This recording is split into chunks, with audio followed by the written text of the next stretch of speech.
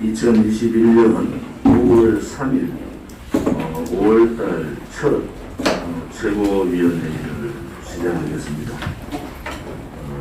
오늘은 박근혜 대통령께서 불법 빈신강금 복중 투쟁 1495일째 되는 날입니다.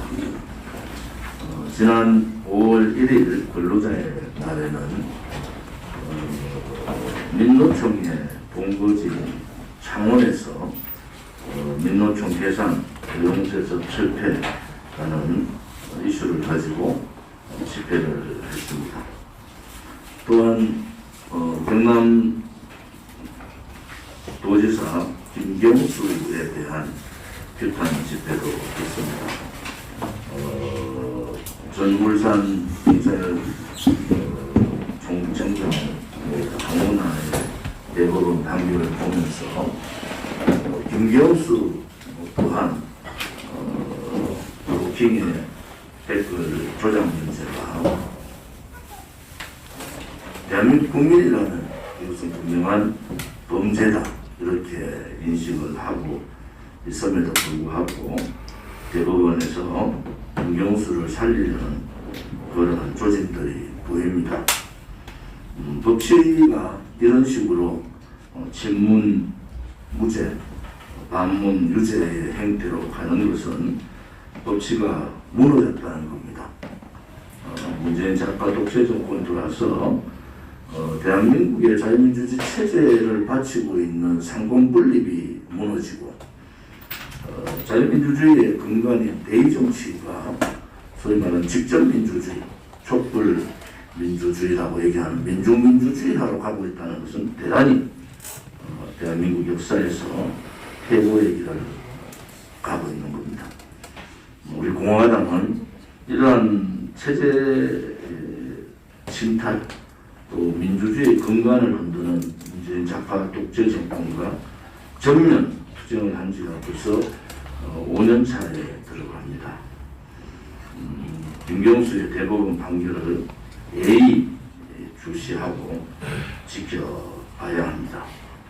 지금 친문 대통령 후에 이 실적들이 여론들이 좋지 않은 상황에서 억지로라도 친문 후보를 내세워서 문재인 퇴임 이후에 안전을 보장받으려는 그러한 시도들이 무단히 또 있을 겁니다.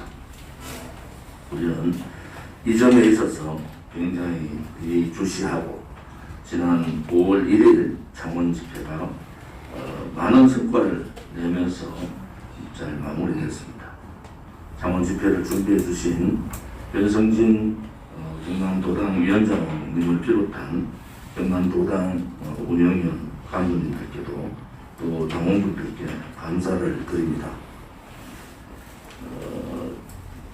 5월달 저희들이 집회가 두 번의 집회가 더 잡혀 있습니다. 하나는 5월 15일, 5월 16일 원류경영 전 토요일 날 경북 안동 집회를 할 예정입니다. 오전에는 오전 11시에 박정희 대통령 생가 방문 기자회견을 시작으로 오후 1시에 안동 집회를 시작할 생각입니다. 5월 29일 날은 강원도 춘천에서 강원도 집회를 가질 생각입니다.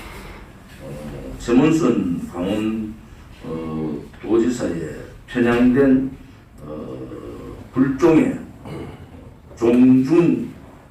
중국에 불종하는 그런 모습들을 우리는 봤고 또 춘천의 차이나타운이 실질적으로 재검토에 들어갔지만 완전히 철폐된 것은 아닙니다. 그래서 만약에 5월 29일 전까지 코롱에서 완전 철폐를 선언하지 않으면 코롱 상품 불명 운동도 우리는 같이 병행해야 된다 이런 생각을 가집니다. 춘천에 있는 차이나타운 계획뿐만이 아니라 포천 등 전국의 차이나타운 계획을 우리가 철저히 막아야 된다. 또한 전 전략기획 본부장이었던 한민호 본부장이 하고 있는 공자학원 철폐, 또한 공자학원의 신설은 물론이고 있는 공자학원의 철폐도 철저히 막아야 된다. 이번 대통령 선거에 민주당이 굉장히 곤혹스러운 상황이 올 겁니다. 특히 백신의 수급 문제는 국민의 재산권과 생명권을 발로 차버린, 그러나 무책임하고 무능한 문재인 정권의 민낯을 다 드러낸 겁니다. 그것을 만회하기 위해서 중국의 시진핑을 초청을 하고 시진핑의 방안이 예상되고 있습니다. 우리는 대중국 입장을 저희들이 2주 전에 발표를 했고 카드 뉴스로 많이 나와 있습니다. 이런 대중국 우리 공화당의 입장들을 잘 견지를 하고 시진핑 방안에 부당함에 대한 것도 저희들은 잘 알려야 될 것 같습니다. 바이든 정부가 이제 대북 관련 정책을 발표를 했습니다.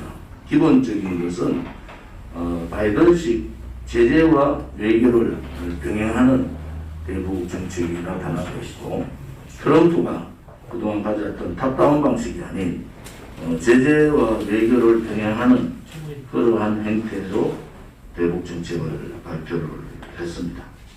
이 대북 정책 발표에 따라서 북한은 아주 알레르기적 신경질을 내고 있습니다.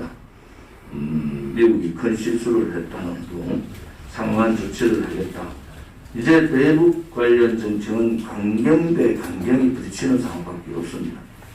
그래서 대한민국이 그런 상황에서 피해를 입지 않고 주도적으로 한반도 정책을 이끌어가야 됨에도 불구하고 바이든은 대북 문제에 관련해서 대한민국과 상의조차 하지 않았다는 겁니다. 바이든 대통령의 말은 일본과 대북 문제를 조율을 했다라는 대한민국 외교 참사가 벌어진 겁니다. 이 한 가지만을 가지고도 한미동맹을 훼손하고 이 외교적으로 왕따 참사 외교가 되어버린 저희 쿼드 가입뿐만이 아니고 자유민주주의 체제 블록에서도 빠져버린 이 대한민국의 외교는 문재인 정권이 얼마나 외교적으로 무지한지를 우리한테 보여주고 있습니다.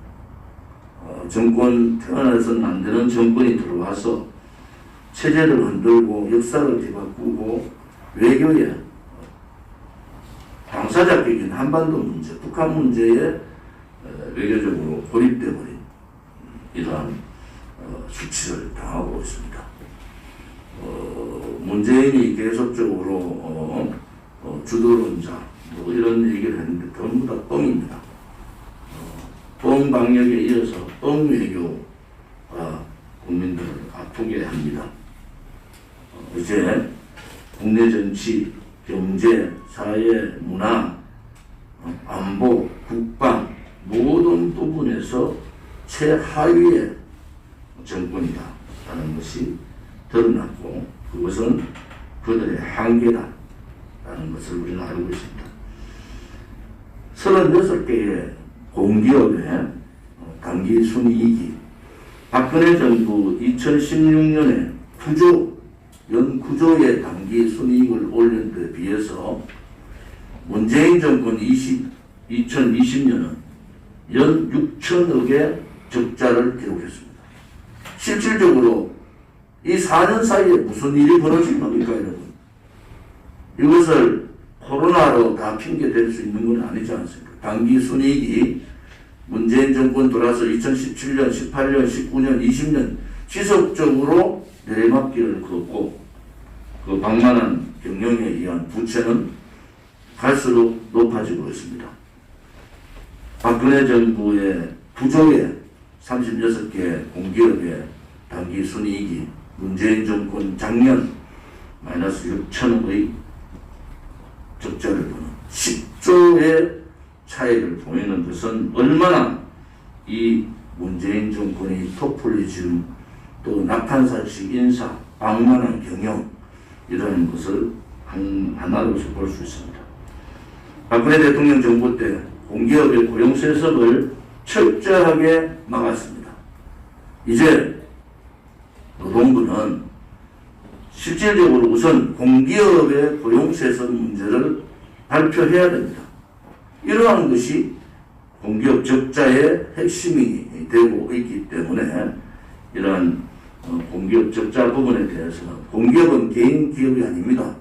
국민의 기업이고 우리 국민들의 세금으로 움직이는 기업이지 않습니까? 당기 순이익에서 10조에 가까운 차이를 보인다는 것은 철저한 조사와 철저한 수사가 필요한 그러한 상황이라고 볼 수가 있습니다.